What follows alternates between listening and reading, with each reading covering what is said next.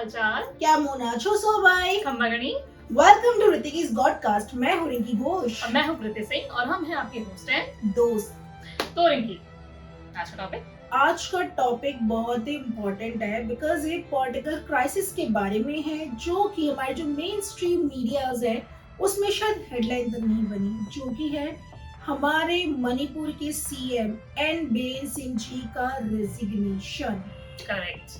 सो कृति, question ये आता है सीएम एन बीरेन सिंह जी ने रेजिग्नेशन क्यों दिया, क्या हुआ ऐसा?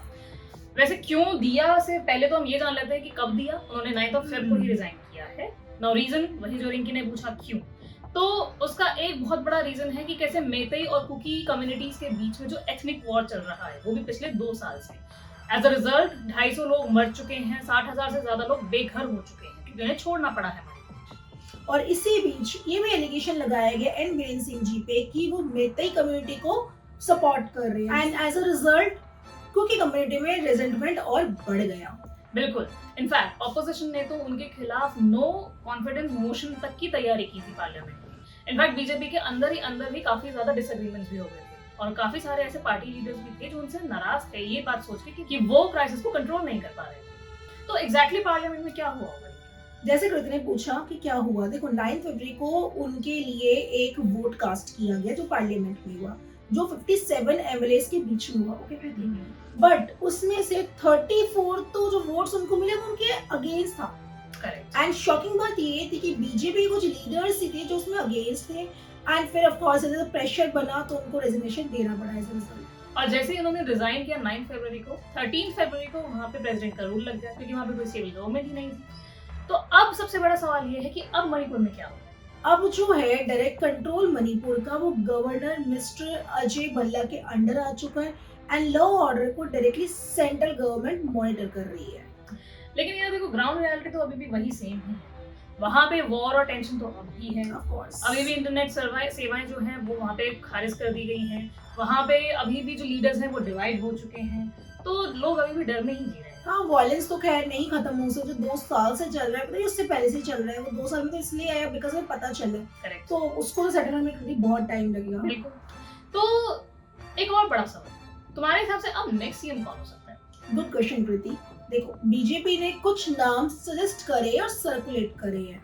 फर्स्ट, विश्वजीत सिंह, जो बीजेपी लीडर है विश्वजीत सिंह जी, जो कि पहले भी सीएम के रेस में रह चुके हैं। सेकेंड इज गोविंद दास कोंथोजम, जो कि एक सीनियर बीजेपी लीडर है and is experienced as well कृति एडमिनिस्ट्रेटर। बिल्कुल। And the last one is Susindro Meetei, जो कि एक बीजेपी लीडर के स्ट्रॉन्ग फेस है कृति। लेकिन ऑब्वियसली देखो, अभी तक कुछ फाइनली तो डिसाइड तो हुआ नहीं है। इनफैक्ट बीजेपी आपस में भी बहुत ज्यादा इस बारे में चर्चा कर रहे हैं, मीटिंग्स कर रहे हैं कि किसको बनना चाहिए। लेकिन इन सब में एक बहुत बड़ा सवाल जो हमारा है वो ये कि भाई मीडिया इसको कवर इतना क्यों नहीं करती? बिल्कुल कृति, जैसे तुमने पूछा, बहुत इंपॉर्टेंट बात है जो कि और बहुत शॉकिंग भी है कि मीडिया इसको कवर नहीं कर रही है। मतलब थोड़ा पॉलिटिकल क्राइसिस चल रहा है, नेशनल इशू बन चुका है, इसमें प्राइम टाइम डिबेट हो सकते हैं। कभी कभार तो ऐसा भी होता है किसी और स्टेट के किसी सीएम ने रेजिग्नेशन दिया, उसी टाइम पे प्राइम टाइम डिबेट हो जाता है। बट मणिपुर वाली बात पे बात नहीं हो रही है।